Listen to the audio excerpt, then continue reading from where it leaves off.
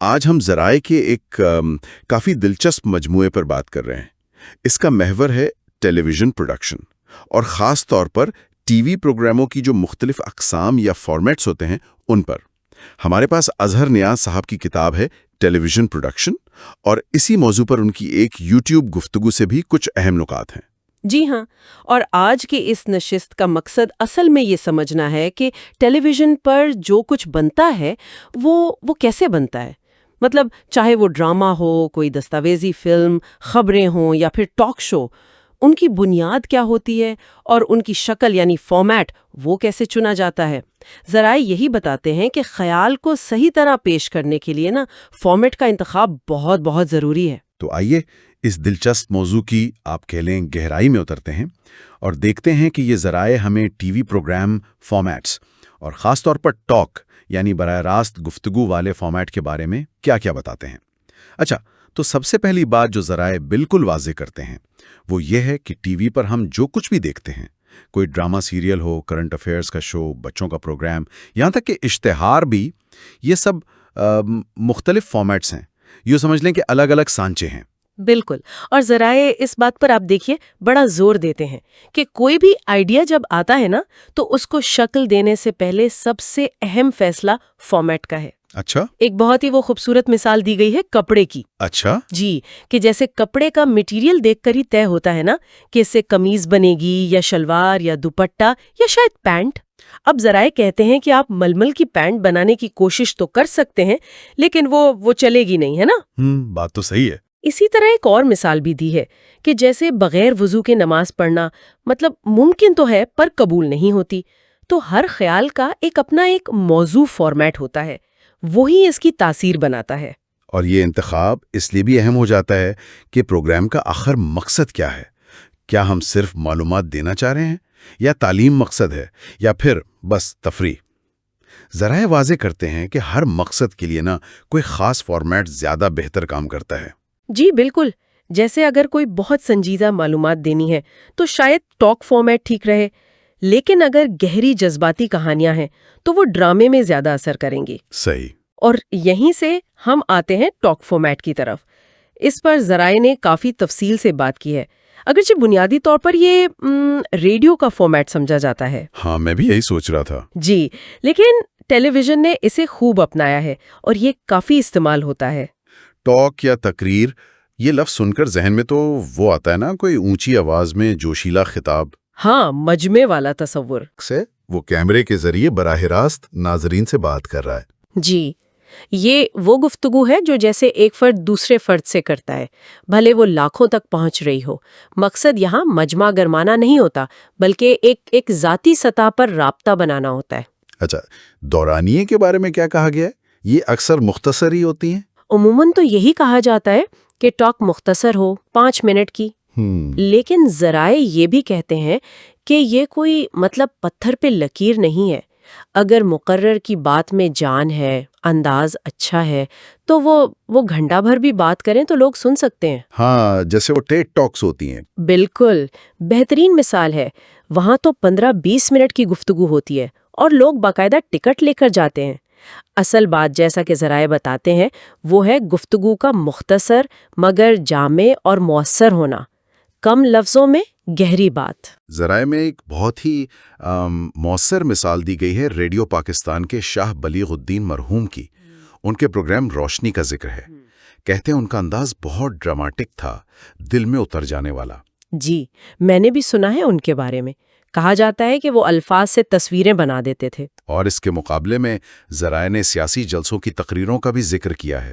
ہاں، وہاں مقصد اکثر بالکل مختلف ہوتا ہے، بس نعرے لگوانا، لوگوں کو وقتی طور پر خوش کرنا، یا اگلے دن اخبار میں ٹی وی پر جگہ بنانا۔ گہرائی یا کوئی فکر انگیز بات کم ہی ہوتی ہے۔ جی، عموماً ایسا ہی ہوتا ہے۔ اور آج کل کا جو دور ہے، جسے ذرائع ریلز اور شارٹس کا زمانہ کہہ رہے ہیں، جی، اٹینشن سپین کم ہو گیا ہے۔ ہاں، لوگ فوری چیز چاہتے ہیں، چٹپٹی، بنی بنائی، گہرائی میں کون جائے؟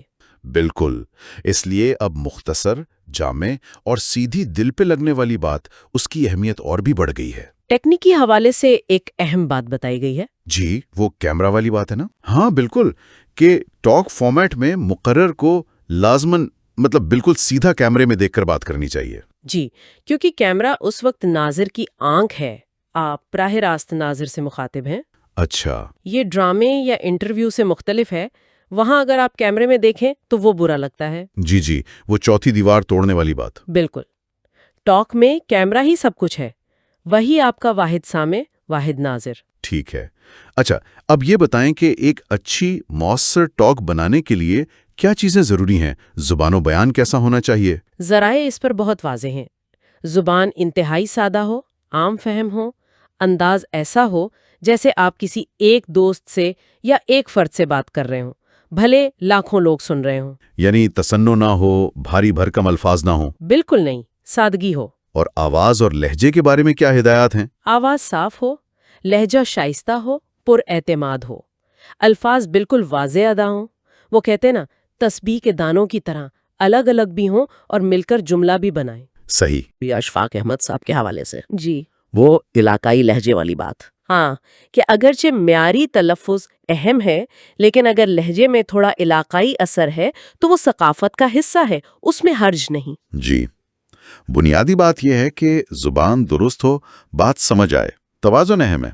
البتہ تلفظ کی وہ سنگین غلطیاں جو آج کل خاص طور پر نئی نسل میں عام ہیں، جیسے واو کو صحیح ادا نہ کرنا، ان سے بچنا چاہیے. صحیح. اچھا، اب ایک بہت ہی اہم سوال، مواد بمقابلہ انداز، کانٹینٹ ورسز سٹائل، کیا زیادہ اہم ہے؟ ذرائع کیا کہتے ہیں؟ یہ بہت دلچسپ نقطہ ہے جو ذرائع نے اٹھایا ہے. وہ کہتے ہیں کہ اگر مواد یعنی کانٹینٹ میں واقعی جان ہے، گہرائی ہے، تو پیشکش کا انداز یا آواز کی خوبصورتی وہ تھوڑی آپ کہہ لیں ثانوی حیثیت اختیار کر جاتی ہے. اچھا. جی، اس سلسلے میں مفتی تقی عثمانی صاحب کی مثال دی گئی ہے کہ وہ کلاسیکی معنوں میں شاید بہت بڑے مقرر نہ ہوں، لیکن ان کا علم، ان کے مواد کی پختگی ایسی ہے کہ لوگ انہیں گھنٹوں سنتے ہیں. لیکن دوسری طرف یہ بھی ہے کہ اگر مواد بھی اچھا ہو اور انداز بھی جاندار ہو تو پھر تو کیا ہی بات ہے. بالکل، اثر کئی گنا بڑھ جاتا ہے. یہاں ڈاکٹر اسرار احمد مرحوم کی مثال دی گئی ہے. ان کے پاس ٹھوس مواد بھی تھا اور پیش کرنے کا انداز بھی، وہ بہت پر اثر تھا. جی، ان کا انداز واقعی بہت پرجوش ہوتا تھا. جی، اور ذرائع ان کے ایک متوازن رویے کا بھی ذکر کرتے ہیں کہ وہ کسی خاص مکتبہ فکر سے بہت شدت سے وابستہ نہیں تھے، اس لیے ان کی اپیل زیادہ وسیع تھی. اور فیض صاحب کی مثال بھی تھی. ہاں، فیض احمد فیض کی شاعری تو عظیم تھی، مگر ان کا اپنا پڑھنے کا انداز بہت سادہ، بہت دھیما تھا. تو اس سب سے کیا نتیجہ نکلا؟ نتیجہ یہ کہ مواد بنیاد ہے، وہ تو لازمی ہے، لیکن اچھا انداز سونے پر سہاگا. دونوں مل جائیں تو تاثیر بہترین ہوتی ہے. تو پھر جو لوگ ٹاک کرتے ہیں یا کرنا چاہتے ہیں، انہیں اپنا انداز بہتر کرنے کے لیے کیا کرنا چاہیے؟ ذرا کچھ عملی مشورے دیتے ہیں. جی ہاں، مشق، پریکٹس پر بہت زور ہے. خود کو ریکارڈ کر کے سنیں، آئینے کے سامنے بولیں. آج کل تو موبائل سے یہ آسان بھی ہو گیا ہے. بہت آسان ہو گیا ہے. اور سب سے اہم، تنقید کو کھلے دل سے سنیں اور اس سے سیکھیں. اظہر نیاز صاحب نے اپنا ریڈیو پاکستان کا تجربہ بھی بتایا ہے کہ شروع میں جب لوگ ٹوکتے تھے تو برا لگتا تھا.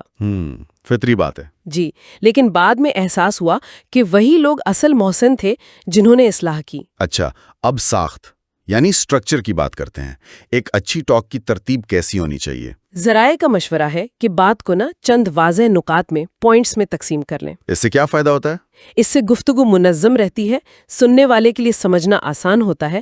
اگر بات بکھری ہوئی ہو، بے ربط ہو تو اثر کم ہو جاتا ہے. اور اگر اسکرپٹ سے پڑھنا ضروری ہو، بہت سے لوگ بغیر لکھے نہیں بول سکتے. ہاں، یہ بھی ہوتا ہے. تو اس صورت میں ذرائع کہتے ہیں وائس ایکٹنگ بہت اہم ہے.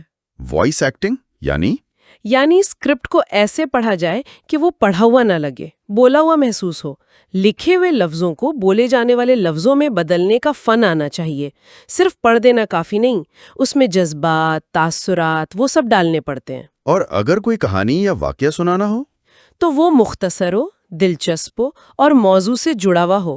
لمبی چوڑی غیر ضروری تفصیلات سے گریز کرنا چاہیے. یہاں پھر اشفاق احمد صاحب کی مثال دی گئی ہے کہ وہ ایک چھوٹی سی عام سی بات کو بھی اپنے انداز سے اتنا دلچسپ بنا دیتے تھے کہ بس. جی، ان کا انداز تو واقعی منفرد تھا. آغاز اور اختتام کی اہمیت پر بھی ذرائع نے کافی زور دیا ہے نا؟ جی بالکل. آغاز یعنی اوپننگ وہ کہتے ہیں انتہائی پرکشش ہو، ڈرامائی ہو، تاکہ سننے یا دیکھنے والا فوراً متوجہ ہو جائے. وہ شاہ ولی الدین صاحب والی مثال پھر یاد آتی ہے. چاہیے اختتام ایسا ہو جو سوچنے پر مجبور کرے، کوئی سوال چھوڑ جائے، کوئی ایسا نقطہ جس پر لوگ کچھ دیر غور و فکر کریں. مثال کے طور پر جیسے اگر پاکستان کے مستقبل پر بات ہو رہی ہے تو آخر میں یہ سوال اٹھایا جا سکتا ہے کہ کیا ہماری نوجوان نسل تیار ہے ان چیلنجز کے لیے، یا کسی مشکل صورتحال کا ذکر کر کے یہ کہا جائے کہ ایسے میں ہمیں سیرت النبی صلی اللہ علیہ وسلم سے کیا رہنمائی ملتی ہے. اور ذرا ایک اور بات بھی کہتے ہیں کہ آخر میں وہ جملے نہیں کہنے چاہیے کہ وقت کم تھا، انصاف نہ کر سکا. جی بالکل، یا اس پر تو گھنٹوں بات ہو سکتی تھی. ہاں، یہ غیر ضروری جملے ہیں، کمزوری کی علامت سمجھے جاتے ہیں. جتنا وقت ملا ہے اس میں بات مکمل کریں. صحیح، یہ تاثر کو کمزور کرتے ہیں. بالکل، اپنی بات مکمل کریں اور ایک سوچ کے ساتھ ناظر کو چھوڑ دیں. چلیں اب کچھ عملی پہلو دیکھتے ہیں. یہ ٹاک فارمیٹ بنانے میں خرچہ کتنا آتا ہے؟ کیا یہ مہنگا ہے؟ نہیں، ذرائع کے مطابق تو یہ نسبتاً سب سے سستا فارمیٹ ہے. اچھا، جی، آپ کو بنیادی طور پر ایک مقرر چاہیے، ایک سادہ سا سیٹ. آج کل تو وہ پینافلیکس یا کروما کی یعنی گرین سکرین اس سے بہت آسانی سے کم خرچ میں بن جاتا ہے. ہاں، پیچھے کچھ بھی لگا سکتے ہیں. جی، کمپیوٹر گرافکس سے موضوع کے مطابق کوئی بھی تصویر یا منظر دکھا دیں، بنیادی لائٹنگ ہو اور ایک کیمرہ، بس. سیٹ ڈیزائن کے بارے میں کوئی خاص بات؟ ذرائع کا مشورہ ہے کہ اگر سیٹ کو تھوڑا موضوع کے مطابق ڈیزائن کریں، اس میں کچھ علامتی چیزیں، سمبلز استعمال کریں تو وہ زیادہ بامانی لگتا ہے، دیکھنے میں بھی اچھا لگتا ہے، لیکن سادگی بھی ٹھیک ہے. ذرائع ایک بہت ہی آپ کہہ لیں اہم نقطے کی طرف توجہ دلاتے ہیں. وہ یہ کہ ہمارے ہاں ٹاک فارمیٹ کو اکثر کچھ خاص موقعوں یا لوگوں تک محدود کر دیا گیا ہے. جی ہاں، اور یہ ایک بڑی کوتاہی ہے. ذرائع اس پر شدید زور دیتے ہیں کہ ٹاک کو صرف رمضان، ربیع الاول، محرم ان مواقعوں تک یا صرف مولوی صاحبان اور ذاکرین تک محدود نہیں رکھنا چاہیے. اس فارمیٹ میں بہت وسعت ہے. تو پھر کن موضوعات پر ٹاک ہو سکتی ہے؟ ارے زندگی کے ہر شعبے پر. ذرائع نے مثالیں بھی دی ہیں. یوم اطفال پر کوئی بزرگ بچوں کے حقوق یا تربیت پر بات کر لے، کوئی مشہور کھلاڑی اپنے تجربات بتا دے.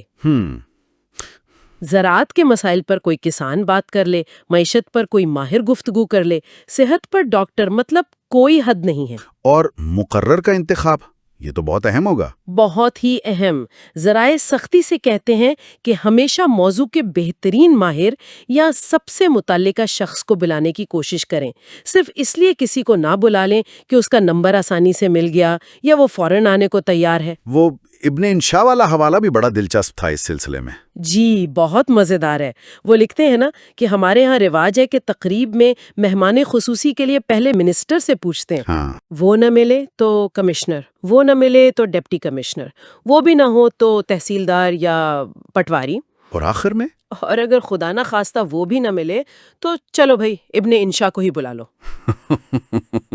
تو ذرائع کہتے ہیں کہ یہ رویہ پروڈکشن میں نہیں چلتا.